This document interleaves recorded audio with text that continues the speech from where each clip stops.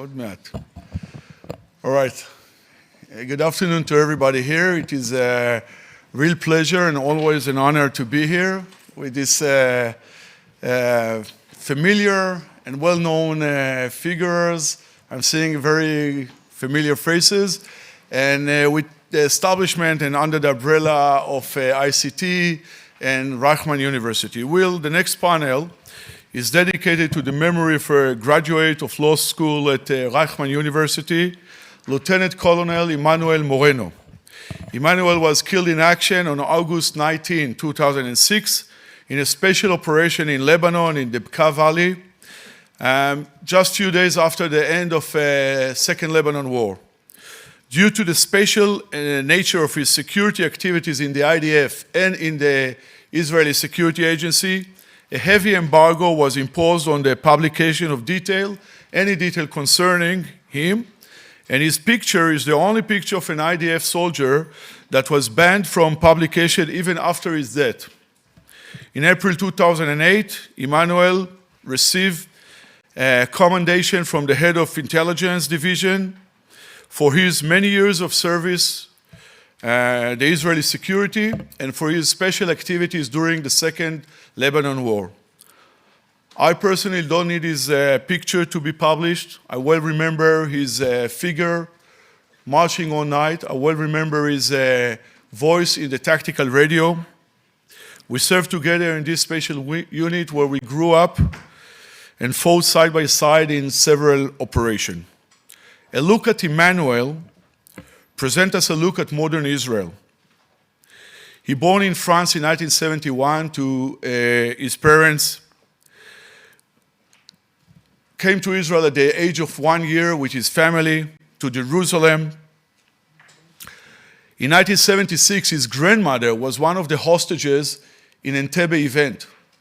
She released, thanks to her foreign passport, with other foreign citizens, and the information she gave to the Israeli authority actually helped the successful of this rescue operation.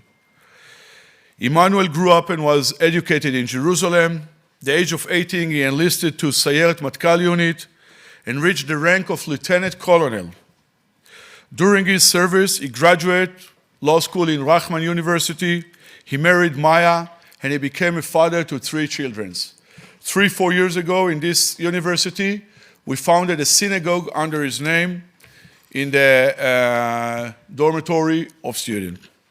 During his service, Emmanuel was trained for a sensitive position at the forefront of operational activity that require rare skills and ability.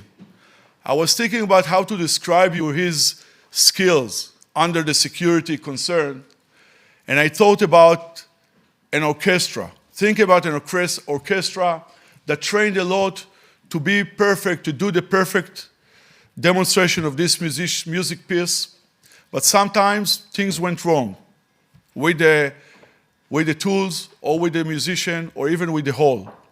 At this time, when the orchestra cannot operate anymore, the jazz expert is standing in the front of the stage and start doing his improvisation, giving time to the orchestra to regroup, reorganize, maybe fix the tools and come back into performance. Make sure the concert is going on. And Emmanuel, as he improvised alone in the front of the stage, he allowed entire orchestra to reset it and adapt and start playing together in harmony again until the end of the concert. Emmanuel was a man of great spirit who lived in a constant demand from himself to improve his standard. His heroism was not spontaneous, but one based on careful analysis, careful planning, careful execution of what was planned. From Emmanuel's life, I remember that until Wolf will live in peaceful leadership, we, the state of Israel, the people of Israel, we must always to guard our sword, and no less important, to guard our spirit, our faith in righteousness of our way and our unity. For fallen comrade Emmanuel, you will not be forgotten. Thank you for this memorial phase, and we will start this panel Speaking about the aspects and the phenomena of hostages, ransomware, in one aspect or one angle of this spectrum, we used to see it in an asymmetric warfare between countries and terror organizations. But recently, and we will hear it from Brian Jenkins, countries start to adopt this kind of methodology to create the asymmetric balance between them and other countries, to use it in this asymmetric warfare between wars to gain their needs, demands, interests. And we will speak about this spectrum of tense between these two sides, methodology that we used to know as part of terror activity that came all over to the operational methods of countries like Iran. We have together the honor this time of Brian Michael Jenkins. It's written here, an American expert, but for me it's the American experts on terrorism, that during his over 5 decades of analysis and professional operation in these fields, advises government, private corporation, the Catholic Church, and the Church of England on different terror threat. Brian Jenkins joined the United States Army at age of 19. He served within the 7th Special Forces Group and the 5th Special Forces Group in Vietnam. He also served as a member of the White House Commission on Aviation Safety and Security, as an advisor to the National Commission on Terrorism, as an advisor to the U.S. Department of State, the Department of Defense, the Department of Energy, the Nuclear Regulatory Commission, and others. Brian Jenkins is the author of many books. Today, he's currently served as a senior advisor to the president of RAND. And for us, that dealing with this profession aspect, Brian is a mentor, an inspiration, and as much as we know you, Brian, I can call you a friend. We will start, and with your permission, I will come to this area. We will start with trying to see this spectrum that I spoke before. Listen, Israel, the state of Israel, facing this issue of ransomware, not ransomware, of captivity, or let's say hybrid organization, for about 45 years, since the first military campaign in Lebanon, run by a terror organization that now become a hybrid organization, Hezbollah. It was at the beginning Palestinian organization, now Hezbollah in Gaza Strip is the Hamas organization. More than 66% of the time, we have prisoners captured by this organization, either civilians or KIA, killed in action, bodies of soldiers, or alive soldiers. More than 66% of the time, more than 35 years of this time of 45 years. So it's not a random threat. It's not something that occurs once in a while. It's a solid part, solid component of the battle between us and this enemy's organization, which is a constant, which is a part of their strategy against Israel. The logic was instrumental, release of prisoners, but it's not anymore only instrumental. It's a tool or a component in a battle to fatigue Israel, to embarrass the public of Israel, to demonstrate that the government of Israel is not capable enough to solve the problem. Between military campaign, this is what they can do to dismantle the strength of Israel. They don't have submarine.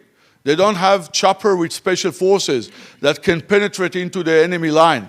They have this. They have this battle over ideas, over values, and they're using this theater, as Brian Jenkins established this word and this concept many years ago.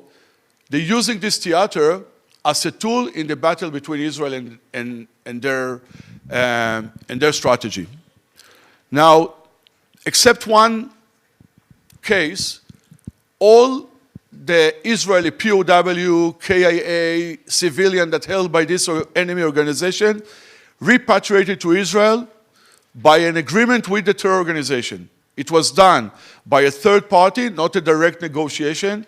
It was done by a negotiation and an agreement that cost Israel the release of thousands of prisoners, of thousands of detainees, hundreds of security prisoners, hundreds of bodies of the enemy combatant.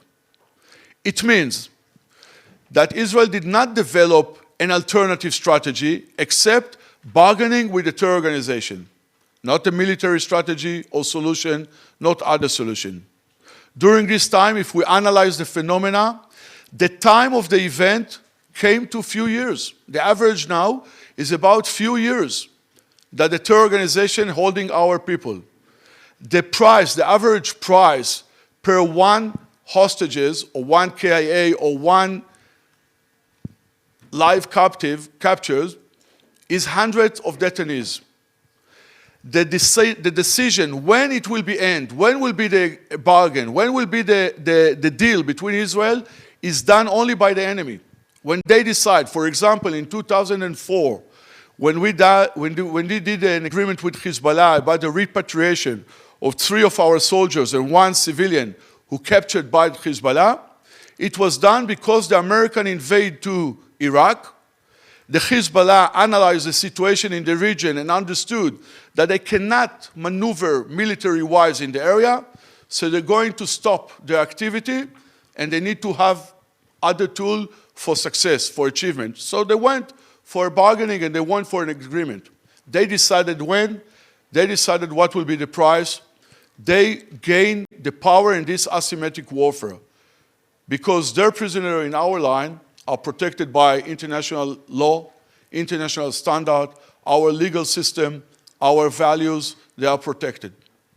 So coming to all of that, my conclusion is that Israel needs to adapt and improve its strategy and its concept of operation in this specific issue.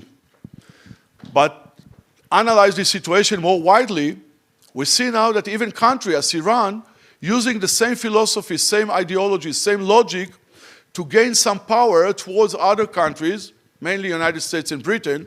And in this aspect, Brian Jenkins developed a lot of time and effort, research and analyzing the phenomena. So, Brian, my first question to you is there a trend in this phenomena? Or Iran, once in a while, when there is a good I would say, chip on the table, some foreign civilian who visit Iran, they're taking advantage of using it. Or is this really a phenomena with trend, with logic, with strategy and goals? All right. Am I on here by them? Okay, good. Look, the practice of holding hostages as a means of coercive diplomacy it goes back millennia, and it has always been a component of Persian statecraft. But fast forwarding to the more recent experience is that, of course, we went through the experience in the United States, and as terrorism increased in the late 1960s and the 1970s, our first experience was with terrorists kidnapping American officials, American citizens, and making demands. And in fact, our ambassador, the beginning was our ambassador in Brazil, who was kidnapped in 1969, and in return for his release, the urban guerrilla organization demanded and got the release of 15 of their comrades who were held in Brazilian jails. The phenomenon, however, of wrongful detentions by states it has been a slowly growing phenomenon over the last several decades. It was recognized internationally as a problem as early as the 1990s, when in fact the United Nations created a working group on arbitrary detentions. And in fact, they do not issue statistics, but if you go through their recent, say the last 20 years, the number of times they have issued opinions, and the opinion really means that the detaining state is arbitrarily detaining an individual, And if you count all of those cases by nationality, Iran gets first place. So they are the leader of a small number of nations that we can call serial detainers. The real pivot point historically was the Iran hostage crisis, which began in 1979 and went through 1980 with the hostages ultimately being released in early 1981. That was carried out not by the government, but by a group of militants, but the resolution of the episode was prevented by the turbulent situation in Tehran and was exploited by the Ayatollah Khomeini to rally the people and consolidate his position in power. What is interesting about that is the last hostage from that episode came out in late 1981. It was one that was still held back. And in 1982, we saw the beginning of a kidnapping phenomenon in Lebanon, kidnapping Western hostages, by the group which ultimately became Hezbollah. They weren't initially Hezbollah. And that group was created by, supported by, and influenced by Iran. So Iran was basically through a Hezbollah proxy, a Lebanese proxy, using this, and there's no question that Iran held the keys on this. We were able to gain the release of some of the hostages with an unfortunate secret deal to trade arms. We did this with the help of Israel to Iran in return for the release of some of the hostages. Now, I have to tell you, in the interest of full disclosure, Lior and I have been working on a project and putting together a network of people, some of them who are still around, who were actually involved in the negotiations on that episode. And the question we are asking is, what lessons did we learn, but more importantly, what lessons did Iran learn? And one of the things they learned is that by holding hostages, they could create a political crisis in the nation of the country whose citizens they were holding. Many credit Jimmy Carter, the president at the time. His failure to win re-election was blamed on the inability of his administration to either rescue or negotiate the release of the hostages in Tehran. They also learned that they can deepen domestic political divisions and ultimately affect our politics in the country by manipulating this episode, and I think those were takeaways. They also learned during the hostage crisis in the kidnappings in Lebanon, we would go to extraordinary lengths to get our people back. Now, what we see now is they're utilizing those lessons and using this as a form of coercive diplomacy. And continuing is the operational term, because you said, are these random people they pick up? Some of them may be random people they pick up, some of them may be targeted, but it's interesting to look at the history of their wrongful detentions of Americans and British in particular. And the fact is, as they release some, they take others. So it's like a bank account that you keep on topping off when you make a withdrawal. And the fact is that for the United States, since 2008, there has never been a moment when an American national was not being detained by Iran. The British go back to 2010, 2011. And if you chart this, you see some come out, some go back in, but you never get to zero in the account.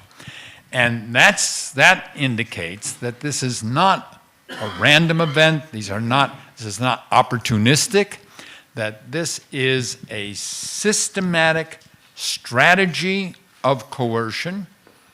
It's cheap for them, and it creates crises for us, and ultimately results in substantial concessions and payoffs to them.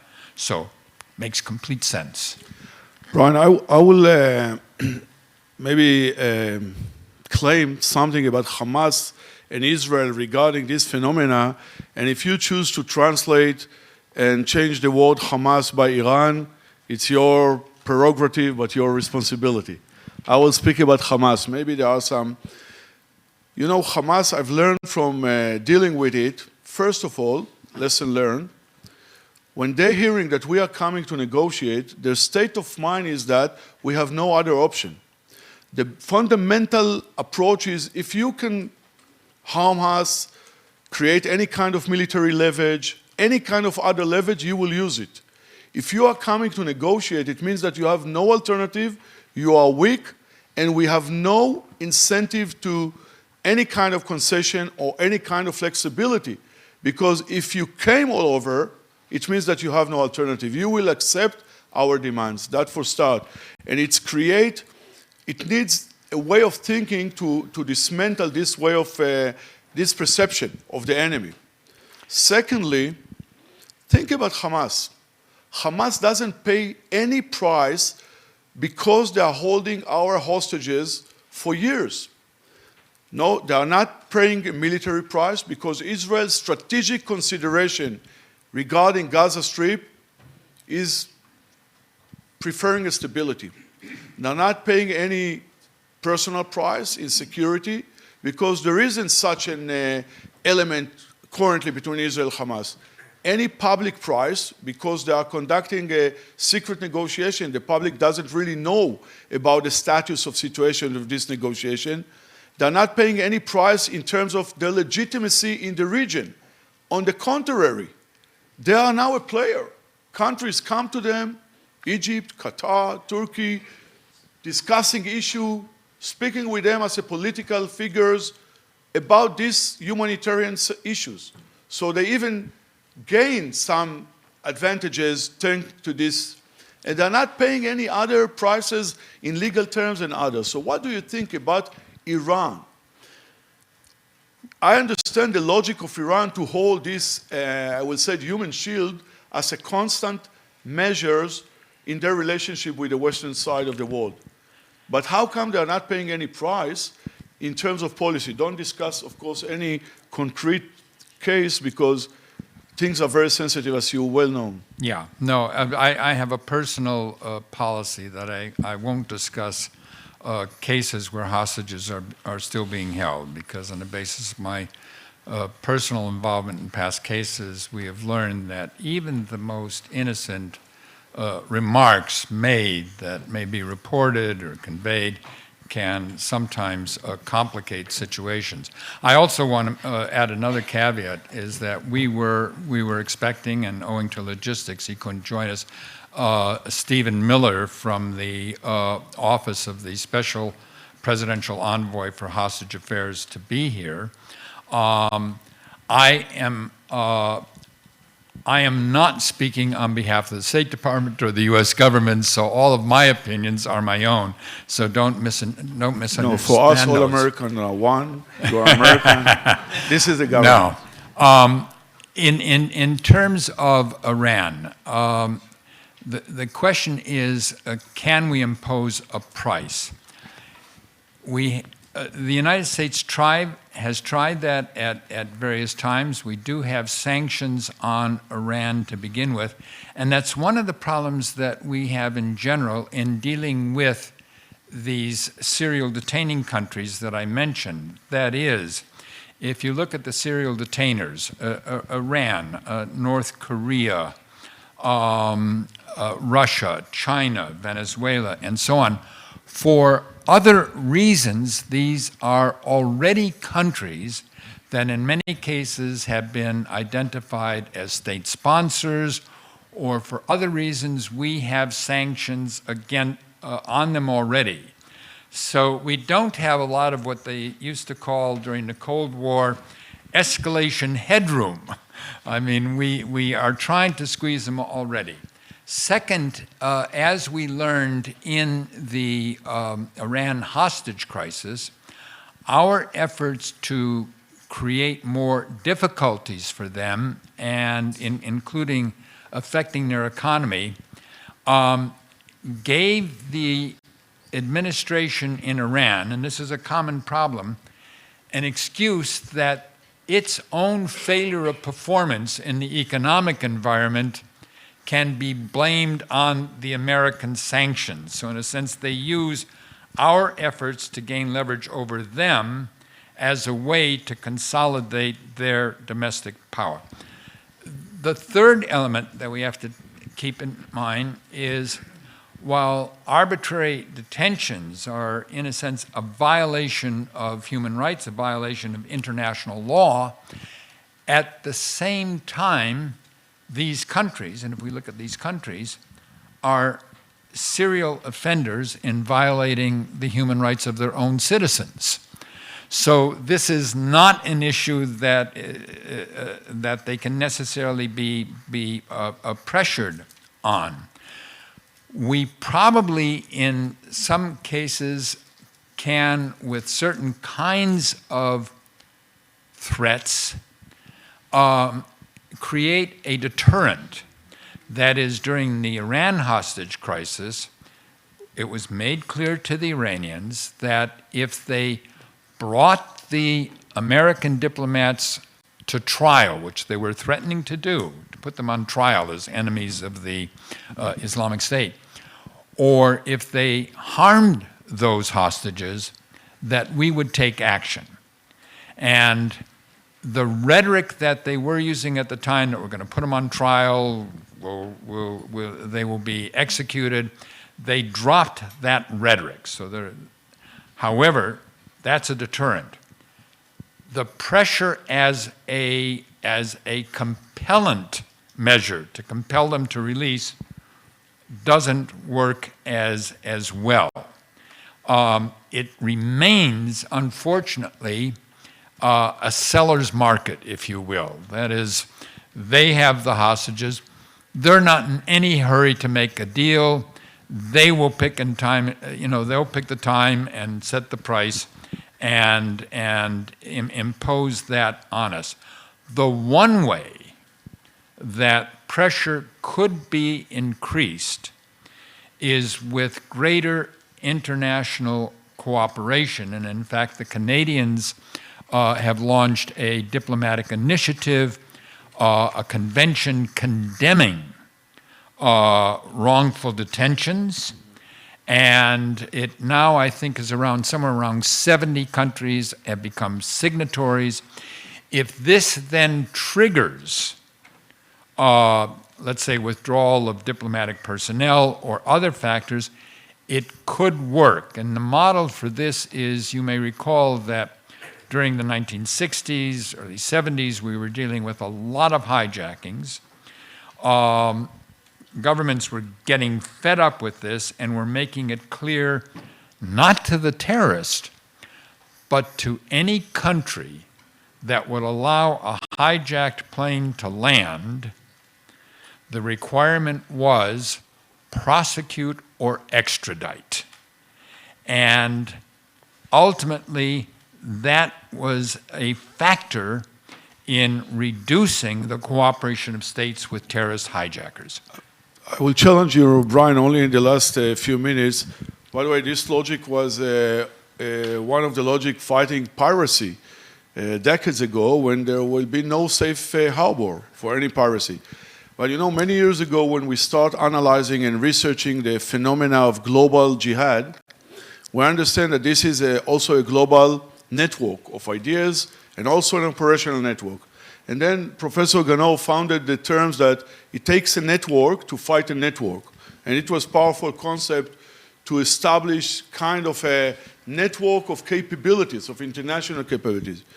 Do you think that these 70 countries that joined this Treaty of Canadian, understanding that unlawful detention by countries is something that need to be combat international-wise, will be join us, Israel, in our issue, which is not against the country, but within a terror organization or hybrid organization? Can we not only connect the dot of countries, but also connect the dot of issues?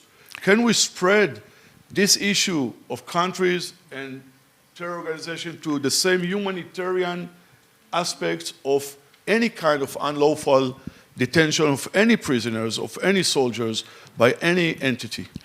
Here there has been some progress because there already is an international convention against terrorist hostage taking. I think it's the New York Convention is the title of it, and basically it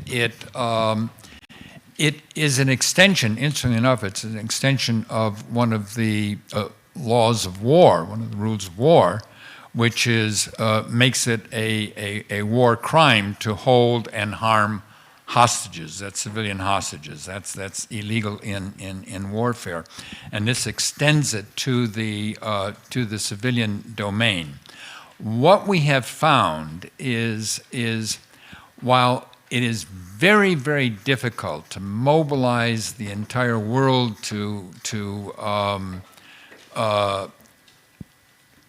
they will condemn, but to impose meaningful